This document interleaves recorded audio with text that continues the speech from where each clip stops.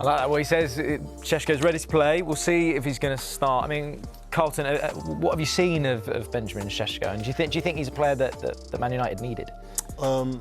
He's a dynamic player. He's one that wants to go out there and just get goals. You can see, as soon as he's got the ball at his feet, he's just looking where the goal is. And that's what Man United need. They need someone that can put the ball in the onion bag, as they say.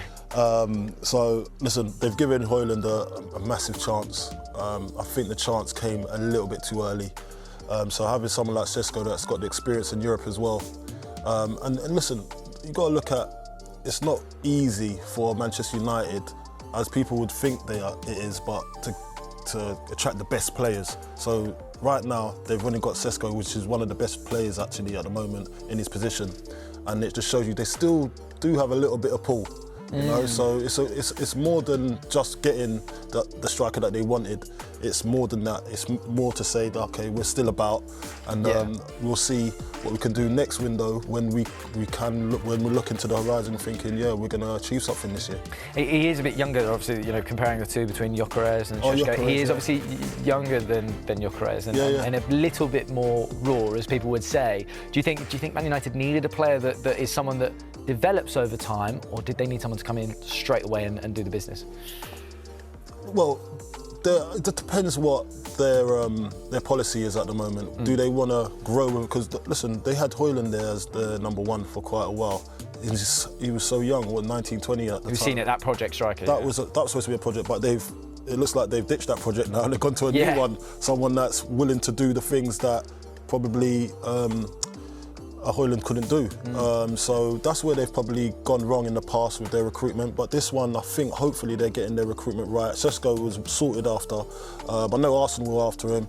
I know a few other teams that were after him as well. But at the same time, it's a massive scalp for Manchester United, because I feel that this boy's got something to give later on in his career as well. 100%. Andy, going into any new team as a striker, how long does it really take to develop those connections with your teammates? I think, like you say, every player wants to walk into a dressing room and fit straight away, and sometimes you can try too hard and it not work. And I think as soon as you get in there on the pitch, you feel the ball, feel your teammates, know what it's about, you know. For me, I've always looked at the wingers, where they're going to cross the ball, where they're going to get it into me, and that's an immediate thing that you do. You just look around the dressing room. He's going to give me a great ball. He's going to slot the ball in for me, and so it's picking up that person. It's kind of picking the connection that you see in the training ground and leading up to the game, and just getting them close to you and saying, come on, keep putting them in for me. I like it. Finding your best mate. My bonus. Yeah.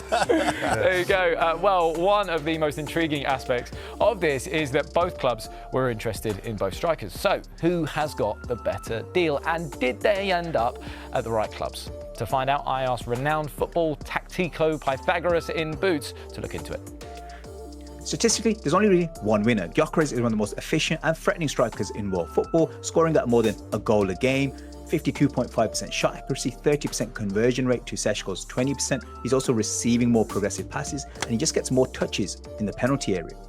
In terms of the eye test, it's Sesko that takes your breath away. He's the one that could attain that higher ceiling with shades of Marco van Basten, but also he doesn't really get into the box that much. He's scoring almost 1 in 2 games. He's not really breached past 15 goals in the Bundesliga. So for him to be projected as, say, a 30-goal a season in the Premier League, that's going to be a project. That's not something that's going to happen overnight.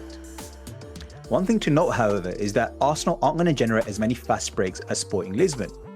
Sporting were much faster in terms of getting the ball from back to front, and that caught teams off guard, and you often saw Gyökeres running at defenders who were backpedaling and then using that momentum that he had to then go on and score goals. I think with Arsenal, he's going to face more settled defences, and that's not something that he's necessarily as good at. Moving on to the aerial side of the game, I think there's been premature concerns about Gyökeres' heading ability. I think what he's adept at is finding little pockets inside the box, getting that run ahead of centre-backs. And I think where Sesko is superior is that he's better in aerial duels, long balls coming in. He's someone who can leap up so high with a leap that even Michael Jordan would be proud of. and he can cushion those headers back into the midfield and help his team retain possession, but also inside the box. He's more capable of direct confrontation with centre-backs. So he's not necessarily always looking to just peel off. If there's a ball hit to the back stick, for example, and he's got people tugging at him, he's someone that can jump up and, muscle those guys up and get that header to the far post. So I think his range of heading is going to be superior, and generally in open play, he's going to be more impactful, but that doesn't mean Gyökeres is no slouch. Finally, moving on to link-up play. Now, for me, Gyökeres reminds me a little bit of Ollie Watkins, someone that loves to roam into wide channels, generates a lot of shot-creating actions and assists for his teammates that are running in support. That's when their creative game comes to the fore. Against settled defenses, they're not going to be threading through balls and being that false nine type of centre-forward. In contrast, Sesko is more of a typical centre-forward, and there's shades of Zlatan in terms of how he brings that ball down on his chest, those sort of skillful type of backfield layoffs that he does. But this is where the comparison falls short. Sesko, for me, sometimes the touch isn't quite there. And the main frustrating thing about Sesko is sometimes the decision making. Like, he's brought the ball down, he's got runners around him, and instead of just playing that ball through to the right player, he'll chop back, he'll do a skill, he then pass it to the wrong player, and then he just kills the attack dead. So these type of decision making errors need to improve. In conclusion, we have two very contrasting style of forwards, both at very different stages of their career. I think if Gyökeres is able to replicate the same form that he showed at Sporting at Arsenal, and tactically there's adjustments made from him as well as Arsenal, then he should in theory be more effective in the short term. However, in the long term, if Sesko hasn't superseded Gyökeres' legacy as an overall footballer, there's definitely question marks to be had, because I think, frankly, in terms of his ceiling, it's a lot higher. Anyway, hope that helped, Roman. Back to you in the studio. Thanks very much, mate. Well, look, we've seen a player kind of comparison there about the two strikers.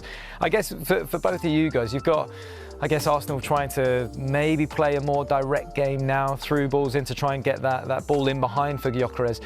Maybe with Sesko, he's got Mbeumo, he's got Cunha, who can fit those balls into the box, as you say, where you want it.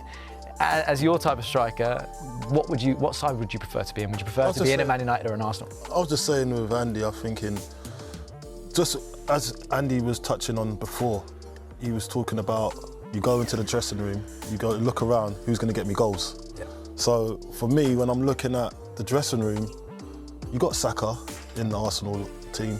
They probably had a few more, you got Martinelli, but Saka's probably the only one I could say can cross a ball in, a lovely ball in for a striker in the Arsenal squad. But then you look at Manchester United and you've got Cunha that can swing it in, you've got Mbeumo can swing it in, got a few players and wing-backs as well that can swing it in as well. So I think there's more opportunities to be playing in Manchester United. And I was saying that Sesko is probably our type of striker, where we hold up play, try and connect, strong in the air. So I think Manchester United would be the place for me to go. I don't know about you. You might still fancy the Arsenal role. What would you prefer? You're just looking. I can't speak for Andy. I'm with Corley. Like, as soon as the ball gets in the box, that's exactly what I wanted, and that's what Man United are about, to get the balls in. And yeah, for me, I would be exactly the same as him.